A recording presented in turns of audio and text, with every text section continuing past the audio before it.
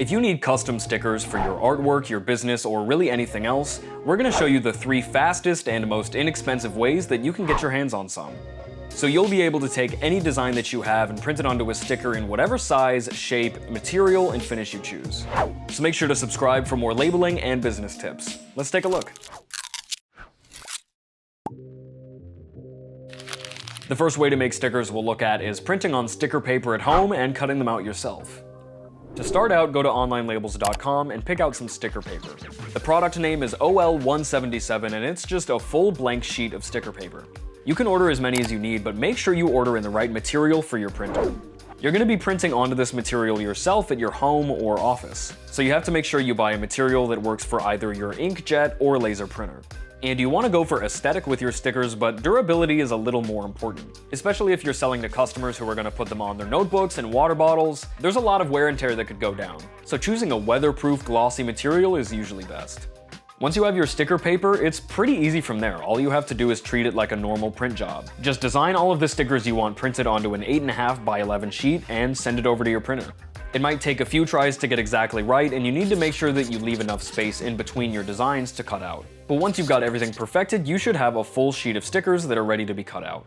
There's a lot of ways to do this, which we'll go a little deeper into later, but on a small budget, we found that the best way was to use a cutting mat and an X-Acto knife. You can also use scissors, but you'll have to be careful, and you might not want to use this method if you're using a design that's really intricate or that has a bunch of funky curves that are going to be really hard to cut around. For our second method, you're actually still going to print onto sticker paper, but instead of cutting them out by hand, you're going to use a cutting machine. So this method obviously comes with an upfront investment if you don't have a cutting machine already. For this video, we're using the Cricut Explore 3 and using Cricut Design Space to organize all of our stickers into one sheet. So then we just printed it like we did for method 1. Cricut Design Space will add some markers and corners here that just help calibrate the cutting machine. There's definitely a learning curve here because you have to buy the machine, set it up, and have the materials to get it working.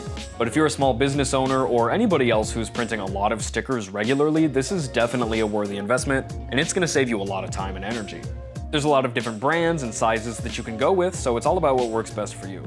We'll link some articles in the description that help you out with sticker paper cut settings and some other setup details. And the third method, which is definitely the easiest in terms of work on your end, is just ordering custom die-cut stickers from us. All you have to do is upload your artwork and we'll approve it, and then ship your order in 2 to 3 days. So that'll be whatever artwork or design you wanted on whichever size, material, and shape you need. And then they'll arrive already cut out and ready to peel. This is also the best option if you're trying to sell stickers to customers as is.